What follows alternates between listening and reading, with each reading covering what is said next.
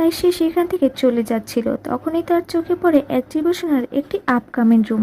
এলিও সেখানে গিয়ে voice over record এক্সিবিশনের একটি বাটনে ক্লিক করে। ক্লিক করার সঙ্গে সঙ্গে জায়গাটি মহাকাশে পরিণত হয় এবং সে সেখানে একটি প্ল্যানেটের বাচ্চাদের কথা শোনে, যেখানে বাচ্চাদের অনেক বন্ধু আছে।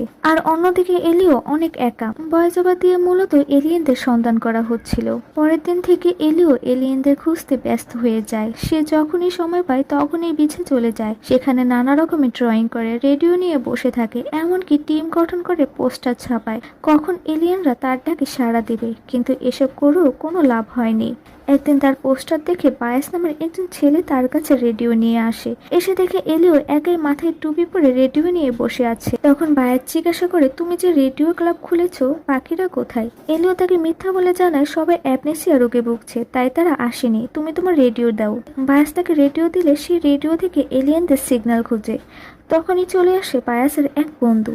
একসময় বায়াস বুঝতে পারে এলিও তাকে মিথ্যা রেডিও ক্লাবের কথা বলে এখানে এনেছে। তাই বায়াস রেগে রেডিওটি ভাঙতে গেলে সেখানে রেডিও থেকে কিছু একটা সিগন্যাল আসতে থাকে।